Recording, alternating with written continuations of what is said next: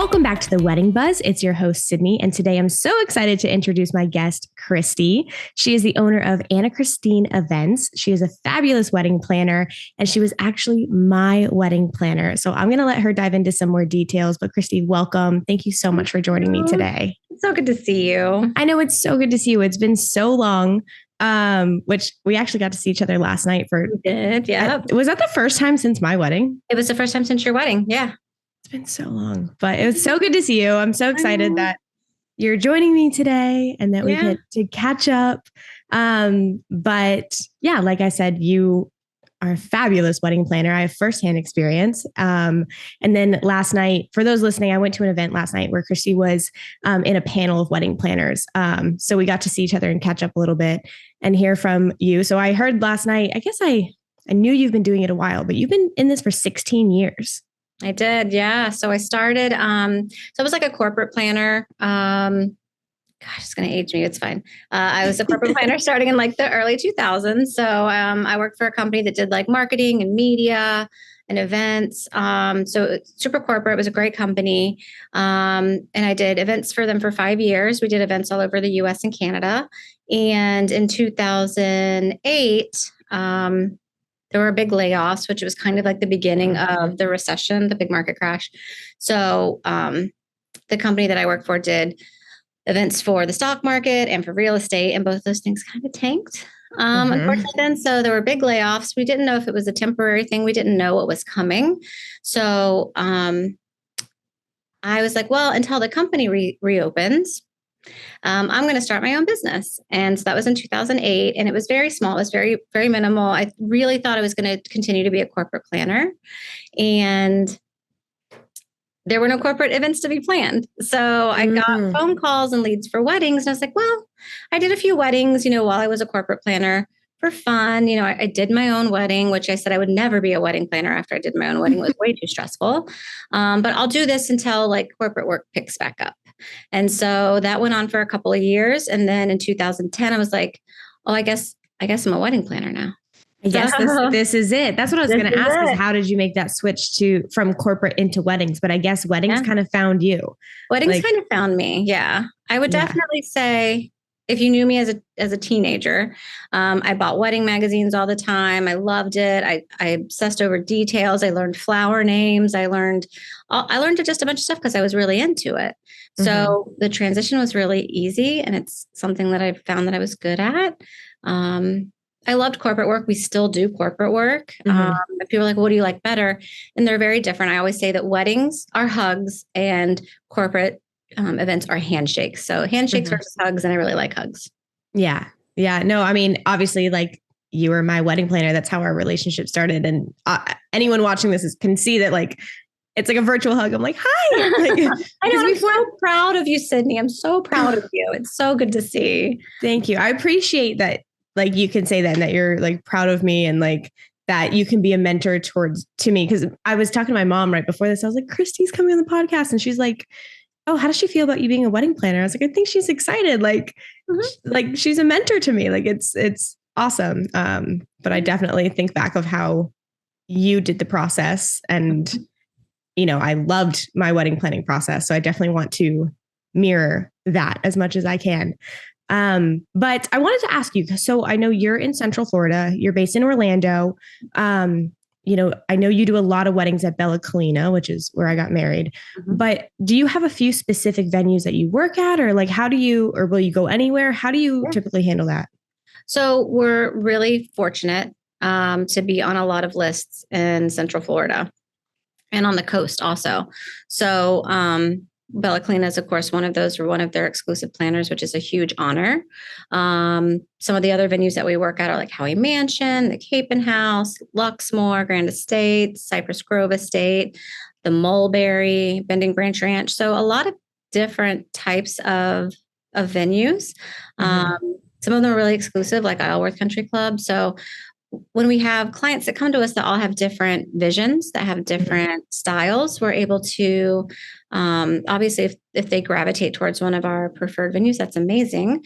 But there are also venues that don't have like required lists. So that it opens it up to if somebody comes to us and they're fun and they're quirky and they like dinosaurs and they're into science, like there's the science center. So, we definitely love working at our preferred venues and love bringing clients to our preferred venues. But what's important ultimately is what's best for the client. Mm-hmm. So we can take them to a venue that fits their personality, their budget, their style, all of that. Yeah, no, that totally makes sense because, not every venue is going to work for every couple.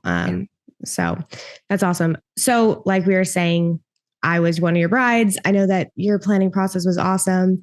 Do you have like a secret sauce when it comes to wedding planning, or like, how do you approach it? So I try to lead with grace and kindness, which maybe that sounds soft, but it's a stressful process. So, not everybody has the same family dynamics. Not everybody has involved families, or some people have too involved of a family. So to try and get to know our couples and who they are and why they are the way they are, and why they want what they want. And if it's, a path of resistance for some things, or if it's, easy breezy. So we really try to take each couple uniquely and learn about them and what they want, what they don't want. Who are other people that might have a say in what the day is going to look like and the weight of their opinions, and try to just be that person for them. Mm-hmm. I know some planners come, they come in, I call them, they got a clipboard and a pen and they're very, checklist and, maybe a little bit bossy, and there's nothing wrong with that. Like that works for a ton of couples. And it's not that we can't do that, but we try to definitely be more of like the calm in the middle of the storm, very understanding and flexible, but still being an advocate for our clients to make sure they get, everything that they've paid for and they want what they need. I was raised on, you get more flies with honey than vinegar. Mm-hmm. So we definitely try to be sweet and smooth, so that everybody has a great experience. Yeah. I mean, I can, that's exactly how the process was with you. And I agree. I mean, I think that, kindness goes a lot farther. And also it is a stressful time for brides. And, I'll talk about myself for a second. When I was your bride, I was working full time. I was doing my master's degree full time and planning a wedding. And it was a lot. And so I had a lot of other places in my life that were very like regimented and, the clipboard and the serious. Mm-hmm. I didn't really want planning my wedding to be another situation of like, this is what you have to do. So, I think that that's great that you do approach that in a kind and sweet way, but you're still organized. So we have to be. Yeah. You have to be. We have to be. It's, and it's, not everybody's super tech savvy, right? Not everybody, we just try to get to know who they are and accommodate that. So. Mm-hmm. You touched on it a second ago, but let's talk about family, because that's even something I see with my brides a lot in grooms is I want this, but my mom wants this. I want this, but my mother-in-law is doing this. Or how do you tackle that? Or is it kind of case by case? I mean, it is a little case by case, right? Like some moms are just really excited. It's an exciting time, right? And I'd be lying if I said the bride is the only one that's dreamt of that day, right? So parents have in their minds a certain expectation or what the day is going to be like, or, grooms have a certain way. Grooms, mothers, maybe they didn't have daughters. And so this is their one moment to live vicariously, potentially, right? Everybody has a different family dynamic. And we try to find out like where that's coming from. We have a bride right now. She's amazingly sweet. Her mother is very involved, and very early in the process, I asked, tell me about your mom. Tell me about like your relationship with her. Tell me, how much you want to, what do you want what your mom wants or any of that. And she's like, I love my mom. My mom she's only going to want the best for me. She's only going to want this day to be better. So if it's something that my mom wants, I'm probably going to be okay with it, which is amazing. That was a great conversation. Doesn't always go like that. So if it's, what, my mom and I just have different tastes, different styles. We come from, obviously different times and all that kind of stuff. So when the mom would come up with something, I would ask the bride, how important is this to you? Do you want to find a way to incorporate it? And, maybe it's, my mom wants to make, insert item here for the wedding. Okay. Where can we put it? Where can we feature it? Could we maybe use it for the day after brunch, or could we use it for the welcome party? Like, to try and smooth those paths so that, everybody's happy at the end of the day. Yeah. It doesn't always work. I mean, there are some rough patches, but generally if we have the open conversations and we talk it out, I'd say 90% of the time it's a pretty smooth operation. Yeah. Do you ever find, which now this is just me asking advice. Yeah. Do you ever find like, the mother-in-law or something is forcing things and the bride, like, she's not actually fine with it, but she's just like, it's fine. It's fine. Like, do you step into those things or you try to be a little bit? I don't mind being the bad guy to a certain extent, right? Mm-hmm. Like if it's going to save the day for me to be like, the planner said no, or it's not going to work with our venue or any of that kind of stuff within reason, we could do that, a little bit, right? We don't want to be one big liar, right? Yeah. But we could do a little bit. I mean, you actually said this last night at the event of, I don't know if it was you, but one of the speakers said, we have one boss that day and it's the couple. Yep. So it's like mom is very important. She's, I don't know, high up in the hierarchy. I'm messing up that word, but like, she might be a manager, but like our boss is the couple, the bride, but the couple. Yeah. I actually have a lot of grooms that are more involved than I expected. Yeah. I think social media is part of that too, right? Like it's like brides and grooms now see what the day can be. Like it's not just glitter and gemstones and lace. Like it can be fun for the guys too. And it's a celebration. Like you're getting married, but it's a celebration. It's the one event in your lives that all your friends and all your family will come together and celebrate you for a happy reason. And it's both sides of the aisle. It's the groom and the bride, and it's their friends and their family and all of that. Yeah. I feel like if couples keep that in mind in the middle, everything else kind of melts into place. But it is, we have one boss, ultimately what they want. And that's the goal. Yeah. So another thing that you mentioned before is budget. So how do you help set realistic expectations for our clients? Because I know everyone sees these beautiful Pinterest weddings and social media makes it seem like everything is attainable. And unfortunately, it's not. It's true. It's not always attainable. So what do you... attainable. I mean, it's very rare do we have a client that comes in and they're like, this is what I want. And then we get the quotes for them and they see how much it is. And they're like, oh yeah, that's fine. I mean, it's sticker shock. Even going into it, if you think you probably don't know. And unfortunately, with the benefits and disadvantages of social media, they see budgets placed on, popular websites for wedding planning, or they'll see things on TikTok or on Instagram of this, how much is a wedding cost. And it's leaving out entire categories, or it's really undercutting certain categories. It takes averages from people that, did Costco flowers. It's taking it. It's not necessarily super realistic budgets for everybody that's looking at, like you said, those Pinterest weddings or those big inspiration weddings. So when we're meeting with a client, our pricing is online, so they know going into it with us how much our cost is. And sometimes we'll have that initial budget conversation during the interview process before they hire us. We'll just ask a general, like, do you have a budget in mind? What's your guest count? Just so we can get a feel for what their expectations are. But when we get into actual initial conversations with full service clients and with partial plan clients, because that's really where we're involved in the budget process more so. If our month of clients or our month of with assistance clients ask us during that initial consultation, absolutely we'll talk about their budget. But anyway, so we ask what that big number is. And then after we ask the big number, they'll say, oh, 50,000. Okay, great. And absolutely no more than.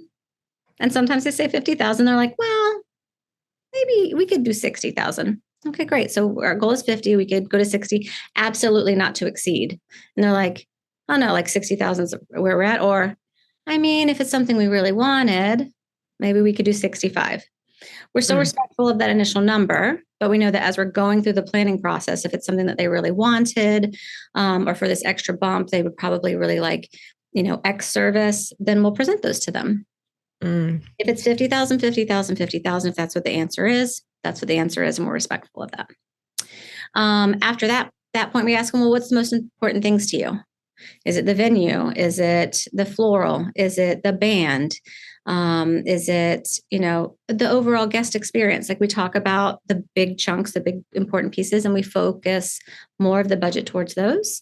And then we kind of allocate the other money to the other categories. So that way, at the end of the day, when they spend that big chunk of money, they got what they wanted, like those big important pieces they got, and the other things still got accomplished. But, if it was really important to them to have big interactive guest experiences, right? They wanted a 360 photo booth. They wanted a caricature artist. They wanted, the band. We did those entertainment pieces for them. But if they're like, listen, we're not big foodies. And of course we want people to eat, but we don't need a 3-course meal. We don't need late night bites. We don't need all of those things. Then that's kind of where we would make sure people got fed and make sure they had a good meal. But it wasn't like a culinary dining experience. They got fed and then everybody had fun. That's good. I mean, it's definitely, budget doesn't mean you can't have a beautiful wedding, but you might have to pick your top priorities and then allocate the budget towards to those items. Yeah.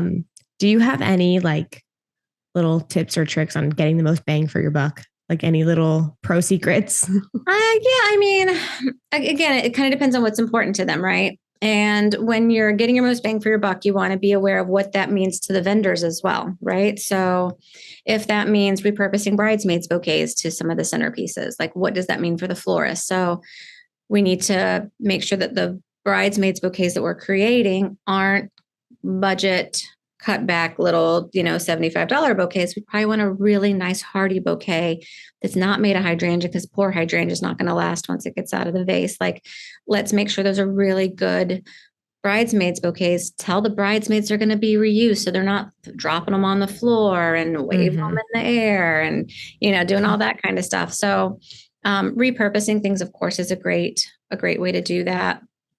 Looking at the kind of food that you're going to serve. Are we going to do a plated meal with a dual entree, or are we going to do, a buffet, or, not doing stations, because then they have to be attended. So that's extra cost from the caterer. Thinking about what you want your photographer to be, do we want getting ready photos? Do we need end of the night photos? Can we adjust hours? Again, it plays really hard into what's important to them. If they're like, oh my gosh, my photography experience is top priority for me, then that's not something that we're going to compromise on and try and save money on. So obviously, going through each vendor category, everybody kind of has a way to save, but it's going to tie in directly to what's important to them. Yeah, no, that makes total sense. It really comes down to, I feel like, figuring out your priorities, looking through all the options at the beginning and seeing like, how much is this really going to cost? And then making decisions from there of picking and choosing the best things for them. Yeah. And even with us, right? So like when somebody comes to us initially and says, I really want to have you as my planner. This is my budget, right? Let's say their budget is $30,000, right? And it can be tough. If it's a smaller guest count and, they have some flexibility with the venue and maybe even the day of the week, we can have a wedding for 30,000. There's just going to be some compromises. But if they come to me and they say my budget's 30,000 and I want to hire you as a full service planner, now I'm taking, 15% of their budget. And so I try to be a good person and say, you know what, here's the thing. I would love to be your full service planner, but let's talk about how we might be able to make the other packages work. So I'm not taking such a high percentage. And then if that's a compromise that they're willing to make, like this would be more legwork on you, but you'd still have us, as a resource, and you would still have us, for the day of to tie things together. I think that sets us off on a really good foot, good tone. Yeah. Yeah. To know that, okay, she's not just trying to take our money. Like she really wants to work with us. And we do, we want to help people stretch their budget further so they can have a great wedding. Yeah, no, that makes sense. And I mean, of course, it's like you have a business and you want the business, but if you allow them to book your highest package, knowing that they don't have the budget for everything else, like it's not good for you after that either. And it's not good for them. So that is a good thing to keep in mind at the beginning of really, I think like getting realistic price points of everything so that then they can make good decisions. Yeah. So I ask everyone on the podcast, okay, do you have any wedding day horror stories? Oh man.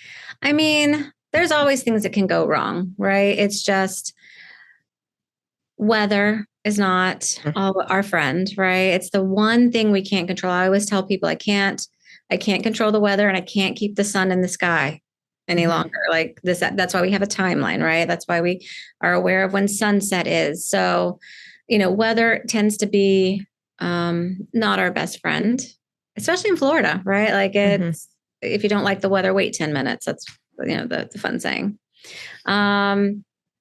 We've had, windstorms come in and completely take out, centerpieces right before we're about to be seated, flip over catering tables if they had an outdoor kitchen. Flood tents. I mean, we have a TikTok that's gotten over 130,000 views because of a flooded tent, right?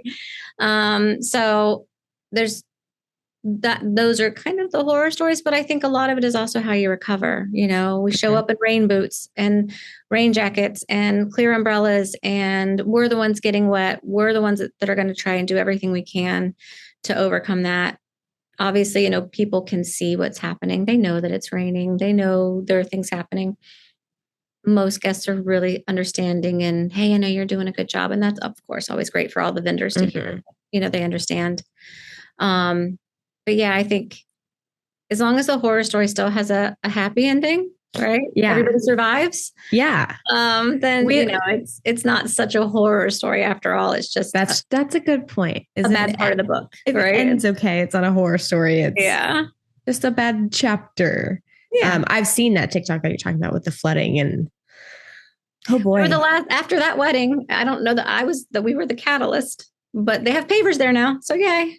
Oh, that's good. Yeah. That's good. Yeah, that was crazy. But when you say like, I can't control the weather, did you ever watch that 70s show? I've seen a few episodes. Yeah. A few episodes. Anyway, in that show, it's Mila Kunis and Ashton Kutcher, who now they're married, which is so funny. But she is like yelling at him about the weather or something. And he's like, damn, Jackie, I can't control the weather. So anytime someone's like, I can't control the weather, like, that's it triggers in your head. Yeah. I'm like, oh, it's like that show. But it really is true. I have an outdoor wedding this Saturday. And that is the only thing I will say that I'm worried about is that it's an afternoon in Florida. and I think here's the thing, right? Like as a planner, like set your clients up for success. Like, when they book you, most likely what their venue is. And I am 100% team heart bubbles and unicorns. Like it is going to be the best day. It is going to be amazing. It is going to be 76 and partly cloudy on June 27th. But, like that's what we're going for. But just in case it isn't, we need to talk about the rain plan, right? So there are some couples that like roll the dice. They're like, I don't want to spend the $4, $5, $6, $9,000 on a tent. I get it. Like I totally get it. If you look at it like wedding insurance, like this is going to ensure the fact that your wedding is going to happen no matter what. Maybe it makes the pill a little easier to swallow. But if we don't have that, what does that look like otherwise? Will people have a place to eat? Will you still be able to, are you okay walking down the aisle and your dress getting muddy? Like there's all of those things we just talk about, like pro and con it, and we had a bride recently that, her ceremony was outdoors, and with the way the venue was, we could like flip the room and things like that, but she really wanted to get married outside. So she ordered 100 clear umbrellas and we had them ready to go in case. She's like, as long as it's not monsooning, which that was not what the weather was predicted to be. The umbrellas would work. And it rained like an hour and a half before the ceremony. We were out there setting up and we all got drenched, and then we were able to dry everything off. And then she got down the aisle and got to take some pictures before it started raining again. And it was beautiful. And her guests were kind and understanding, and, a little water never hurt nobody. So yeah, no one's going to melt. No one's going to melt. No. You might be vinegar and dilute, but you're not going to melt. So. No, but that is good advice of like, you just have a backup plan, talk about it. We do have a tent for this weekend, just in case. Good. Which the bride is like, we are not using it. I'm like, no, we are not. No, we are not. Yeah. But it's there. If we need So do you have any like one piece of advice that you'd want to give a bride and our listeners, anyone? It could be anything. Oh, man. Have fun. I mean, that might sound generic, but like enjoy it, right? It is a wonderful day. It is an expensive day. It is one day, but it's not, it is a core memory, right? It is a core memory. It is one day that you will reflect on and talk about and look back on with all kinds of emotion, with fondness, with joy, not to be sad, but as you get older and life goes on, those are treasured memories that you're going to have with people that aren't with you anymore. So, take the pictures, get the video, eat the food, dance on the dance floor, like take it all in, and just really enjoy it. Don't hyper focus on the details. Nobody's going to remember if the peach ribbon on the favor matched the peach napkin. Like, don't hyper focus on that kind of stuff. All weddings are beautiful. All weddings are special, and they're all unique. That one's yours, and just try to take it all in. That is really good advice. And I know maybe it's generic of just have fun, but it's really important because I feel like a lot of brides, unfortunately, don't allow themselves to have fun. Yeah. They hyperfixate on something. They get upset about it. It ruins the whole day. And then, I mean, whether you have a good day or a bad day, like you said, you're going to remember it your whole life. It's like your wedding day is something you're going to look back at and talk about. And so if you're hyperfixated on the negative, you'll remember the negative your whole life. But if you're able to like just have fun and like find the good and in the day, like then hopefully that's what you'll look back at and remember and talk about. So it is probably the best advice of have fun, because I think a lot of brides struggle to enjoy the process. Yep. Yeah, it's easy. I mean, there's pressure, right? It's got to be perfect. It isn't perfect. It can be perfect for you. Like just focus on that. Yeah. What you obsess over, nobody else notices. When we do go through the rehearsal, I'm like, this is how you do it. This is how you hold your hands. This is where you hand it off. And then I look at him, I said, but if you do it wrong, nobody's going to know. So don't worry about it. Yeah. Nope. That's very good advice. No one's going to know. No one's going to know. Well, thank you so much for joining me today. Of course. Thank you for having me. I appreciate it. For our listeners, where can they find you? Oh, okay. So we are on pretty much all social medias at annachristineevents. And our website, of course, is annachristineevents.com. So yeah, come follow us on TikTok. We like to have fun. We've got some pretty stuff posted on Instagram all the time. And we still post on Facebook for moms and grandmas. So it's all still there. It's all there. Yeah. That's awesome. Well, thank you so much for joining me today. I really appreciated you here and just catching up with you. Yeah. Thank you for inviting me. I'm super proud of you, Sydney. You're doing great. Thank you. I know there's a couple times that I'm like, I need to call her Christy. I'm learning this whole thing, but no, but it's knock on wood. It's going really well so far. So I'm really excited. I'm so glad. Yeah. Good. All right. Well, thank you. Thank you so much.